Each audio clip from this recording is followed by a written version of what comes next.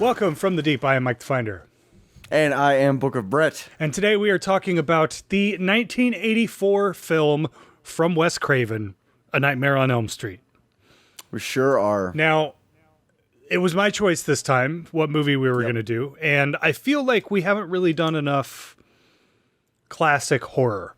We've done some older horror, but not what I would consider staples in horror, especially older stuff. I figured today we'd be trying our hand at like a classic cult following style horror movie, which we have never done. And I picked Nightmare because I feel like I'm too close to Halloween. I'm too close to Friday.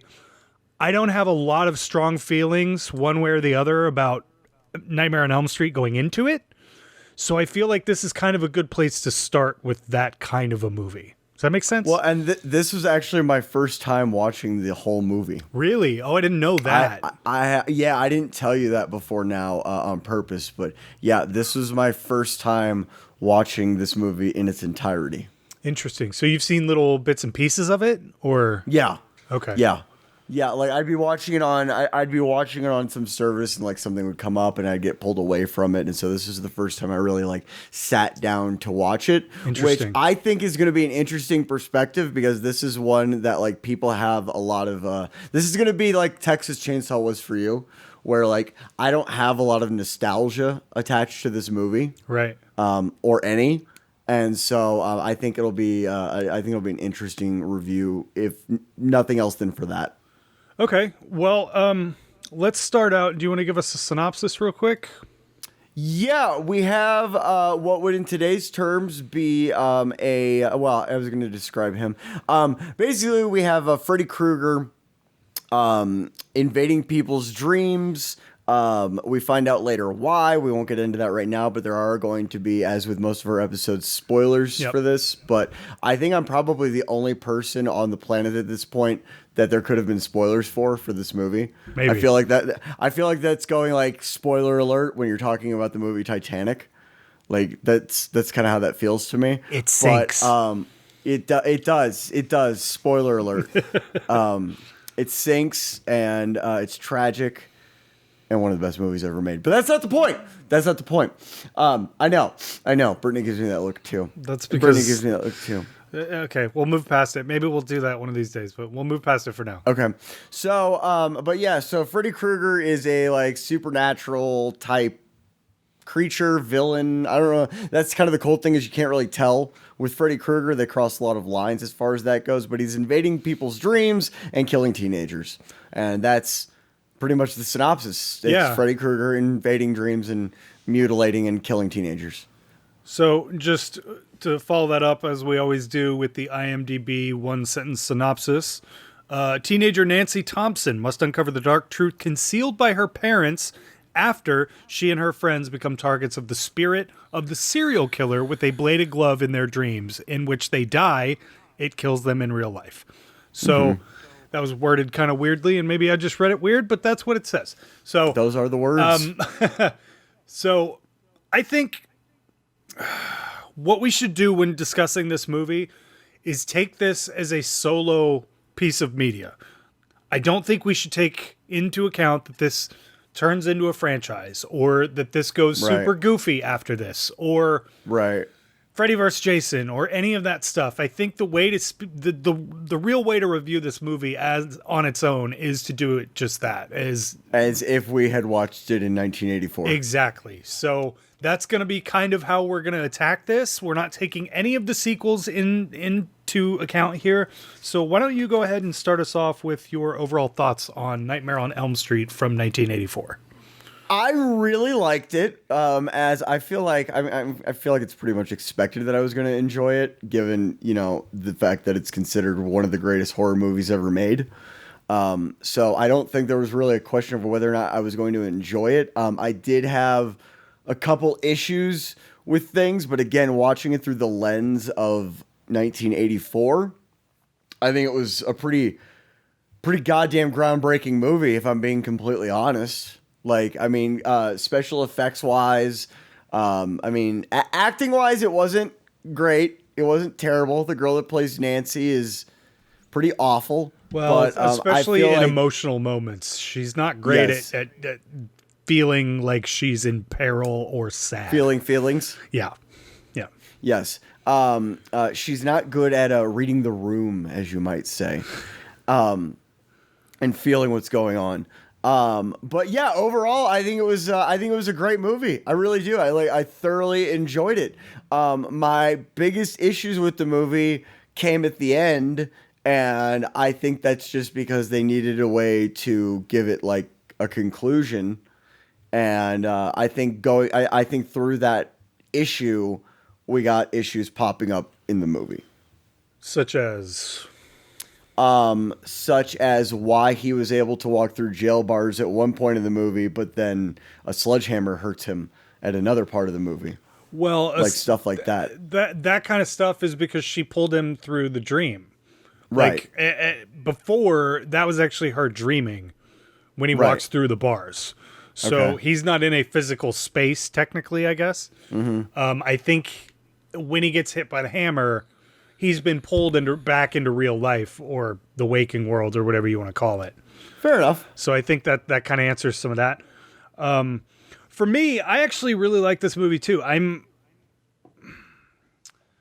This is one I'm not overly familiar with. I haven't watched this as much as I've watched something like Halloween or Friday the 13th. Just because it's never been my favorite. Wes Craven has done some amazing stuff. And I'm a much bigger fan of Scream than I am of Nightmare. That's a me thing though.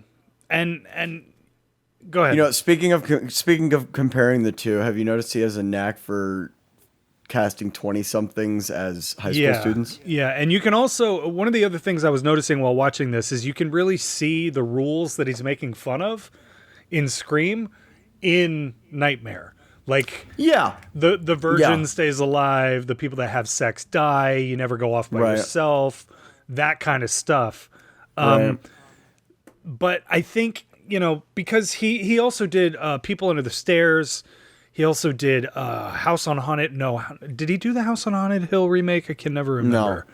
No, but he did do Last House on the Left and a bunch of others. And I tend to not like really goofy stuff, which is why for me this franchise doesn't hold as much weight as something like Halloween or Friday. Even Friday gets into some really goofy stuff later on. Yeah.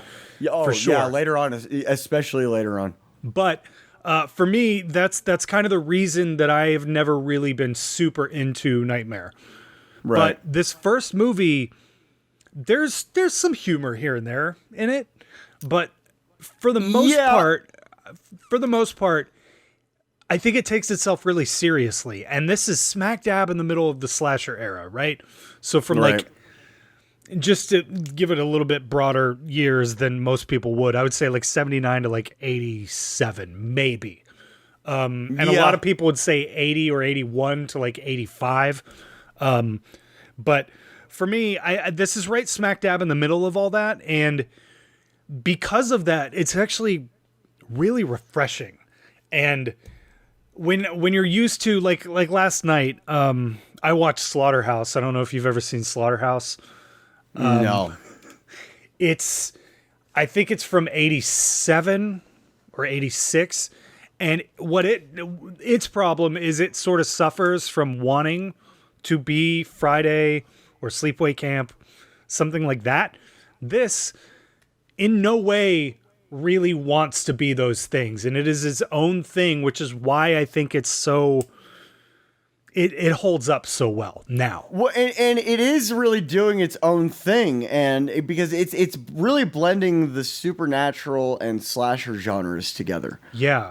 And I think this is the way that you do that. You don't make like because often when we say supernatural, we mean like ghosts and spirits and demons, and you don't mesh the slasher and supernatural genres together by having like just a serial killer who's a ghost. Otherwise, you end up with like Shocker from 1986 or 87. Which remember to that be movie? fair, yeah, I love that movie. That movie is so much fun.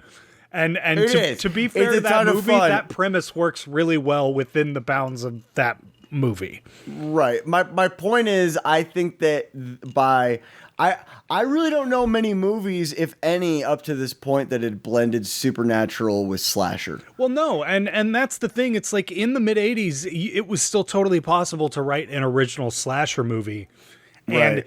this is so close to not being an actual slasher and just being kind of paranormal. Right.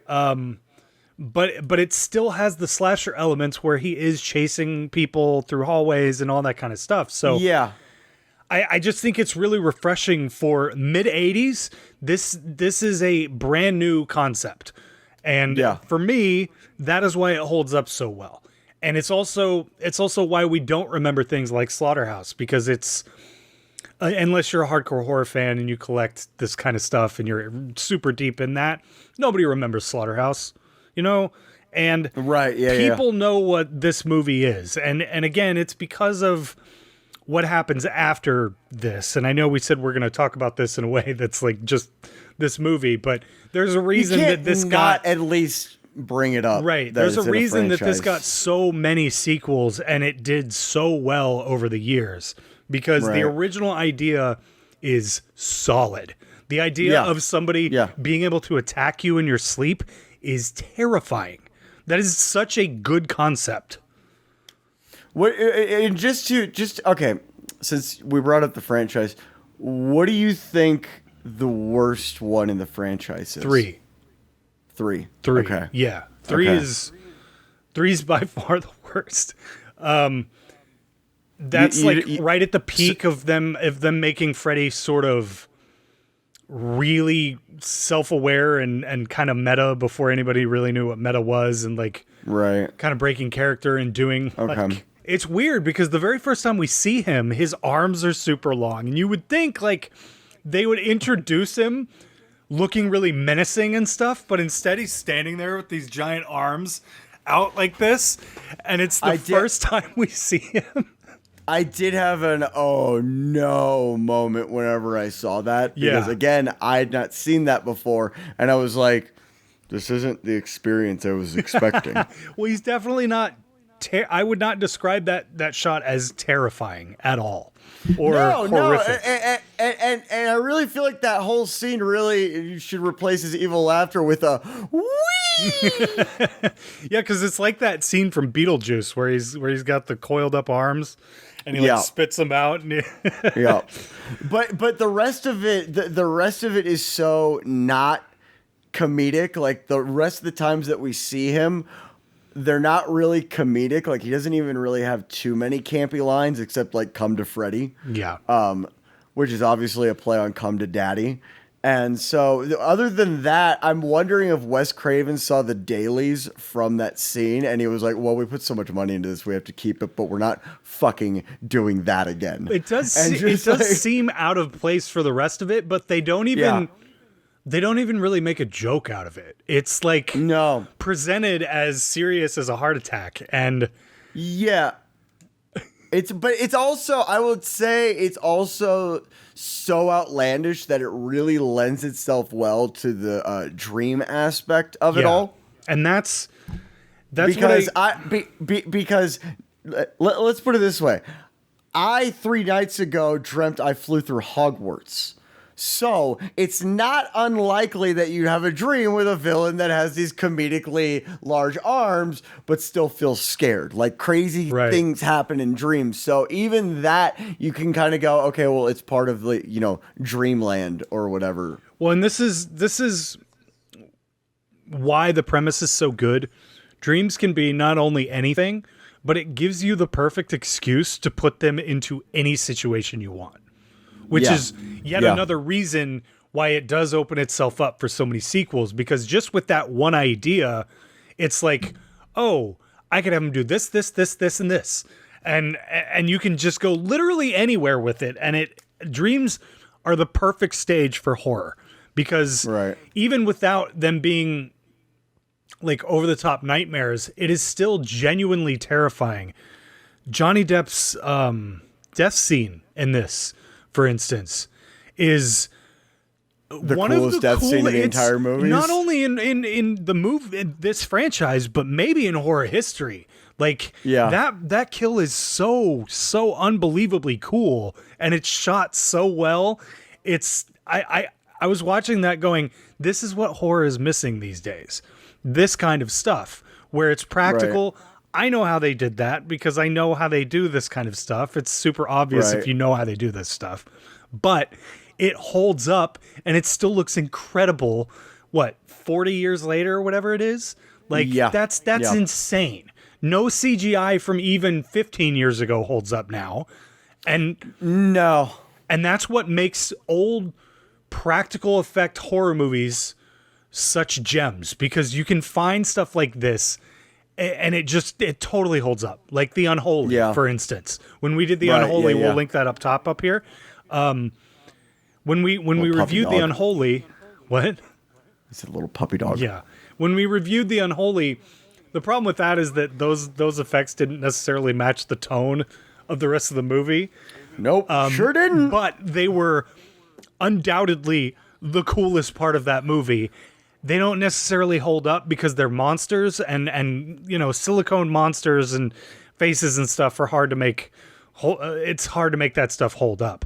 But like the tongue on the telephone. Exactly. Like, that's the sort of thing that it doesn't look great, but you get the idea. And if it were CGI, like the very last scene with Freddy in it, if it were computer generated in the same way that is, it wouldn't hold up. His death scene in this movie is a perfect example of that. It's really that was another issue that I had with this movie, was that the way he dies is so lame. It's her basically just looking at him and going, no. Yeah. And then just, no, nope, I choose not to. That's true. And then that's all it takes. Like, what a fragile little bitch he is. Like that's all it takes is for somebody to go, what does he do when he has to deal with a breakup? It's the biggest, most emotional, dramatic response to essentially, I mean, you're not wrong, and this is one of the reasons he doesn't stand up to Jason or Michael Myers or even somebody like Angela from Sleepaway Camp. She's terrifying because she is a person that can kill you. He's terrifying because he can kill you, but if you don't believe in him, then it's all fine. Right. So Brittany put it this way: his entire existence is predicated on a popularity contest. Yeah. I mean, he has arguably a really dark backstory compared to a lot of other horror icons. I like how they call him child murderer, when if this movie had been made today, he'd just be a Yes. Yeah.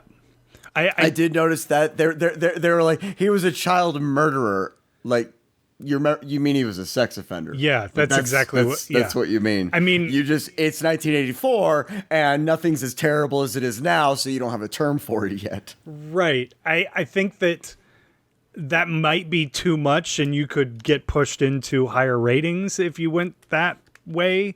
Like, I think, for instance, Billy from Spawn is a great example of this. Billy the Ice Cream Man, I forget his last name. He is a child murderer, and he's terrifying because of it. But it is also really difficult to do that in something like the Spawn movie and not make it come off as way too dark and way too, especially for a nightmare movie, that's just too much. You say that and it's too much, and it takes sort of the campiness and some of the fun away. That's something you do in, now I haven't seen it on purpose, but I feel like that's something that they would have done in like the 2010 remake or something, where they go super dark and super real with it. And like everybody liked Batman Begins, right? Everything needs to be that now. You have to relate to it, or it's no fun, Mike. I guess. I mean, everything needs to be... You have to be able to relate to it. Everything has to be relatable. Yeah. Everything. So, okay, let's talk about Johnny Depp for a second. Okay. I can't see that blowing up in our faces. Let's do it. Well, this is his very first movie, and he's not that bad in this. No, I liked him in it. I really liked him in it. I also really like Johnny Depp though. I know you're not as big of a fan of Johnny Depp as I am, but I actually like Johnny Depp, and I liked him in this because he is normal. Was the only good actor in the movie. Yeah, also that. Yeah, like he's the only like good actor. And yeah, that's actually a good point. It's the only time I've ever seen him not play a whoa character. Look at how wacky I am. Yeah. Where all his other characters look like he's learning drunken boxing, but none of the actual fighting moves. Like that's what Johnny Depp always looks like to me. Like he's stumbling around, but he's not punching. That's Johnny Depp to me. Well, I mean, this is clearly before Crybaby and everything else. So he doesn't have a reputation for any of that yet. And he's just a pretty solid actor for how young he is in this. Oh, yeah. Yeah, I think so. I did like his little like pompadour puffball thing. Yeah. There's one scene. It's the scene where they come in to find what's her face dead, like the first chick that dies. The way he's moving, his hair is doing this thing where it's like it's follow. You can see it's like follow. It's like his hair is a tracer. Like that's kind of what it looks like. I would like to talk about the beginning, and not like really details. But the beginning of this movie is like it's really jarring at first because we go straight from girl being murdered. In the very beginning, and then we cut straight to people are already being harassed by Freddy Krueger. Like it's already happening. And so it was this really like, I feel like there wasn't like a lot of build up to the beginning of this movie. I feel like we just kind of get going, and it was really jarring at first. Yeah. I mean, I can agree with that. For sure. But that was like, again, it wasn't like one of those things where I was necessarily like, okay, this ruined it, but it was very like, oh, we're just off to the fucking races. I think like, part of that going to get going. I think part of that is definitely pacing is different in movies in the 80s, especially horror movies. Yeah. I think another part of that is this is only an hour and a half, and in order to make everything because a lot happens in this movie, I think in order to make everything fit, you kind of it feels like what you're saying is completely accurate. Like he had to chop some of the buildup off the top end of this. And what it does is it kind of leaves us just going headfirst into what's happening. I personally would like to have seen maybe more people in the high school having some of these dreams. You could have gotten really nuts with some of the dream sequences that you can do. Because you can put anybody in any situation from here on out. After one, dreams definitely become a bigger part of it, and they definitely start going crazy with stuff. His antics get wackier as we go, but as far as this one goes, I think why this works is because it's taken so seriously, and he's not wacky.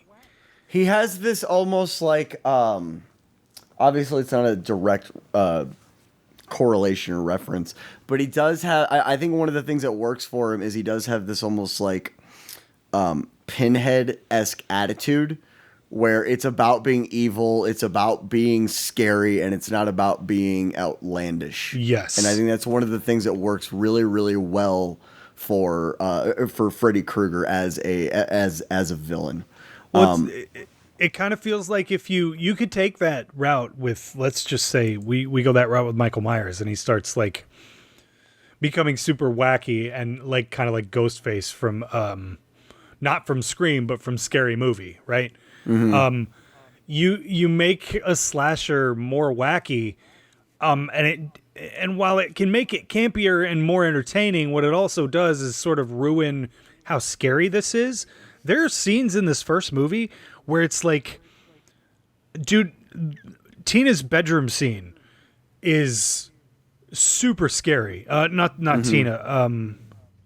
No, it is Tina. Yeah. Tina's the first girl that dies. When she starts getting blood all over and she's climbing the walls, that is very upsetting. That is a very upsetting, scary scene. It's almost too good of a death right off the bat, because the rest of the deaths almost don't live up to that expectation that they set with the first kill, because they set it up as like this super terrifying thing, and then it kind of tapers. Even though Johnny Depp's scene is super crazy and it's clearly the best kill in this movie.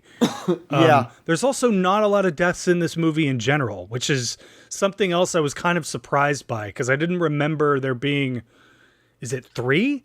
Is that it? Yeah, there's only 3 deaths in the whole movie. That's crazy, right? Mm-hmm. Like, especially... Technically 4. Doesn't the first girl die? Or no, that is Tina, isn't it? That is Tina. The, very the blonde beginning? Girl is Tina right at the beginning. In the very, very beginning. Yeah, that's right. And then her boyfriend, and then Johnny Depp. Right. That's it, right? And then, Nancy's mom. Okay. She gets crispy. Yeah. You're right.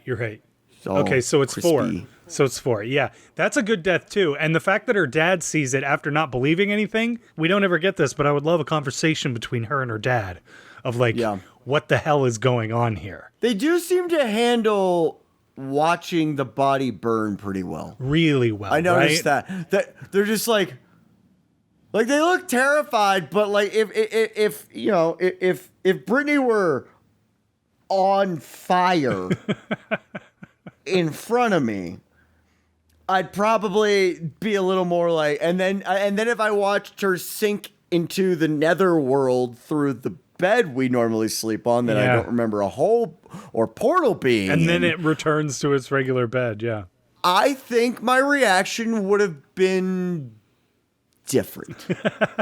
That's the problem with these, is when it's a movie that we like, it's kind of like, and especially with it being like a classic like this, there's only really so much you can say about it. Like there just wasn't a lot about it that like stood out, like as far as like being bad. Like unfortunately,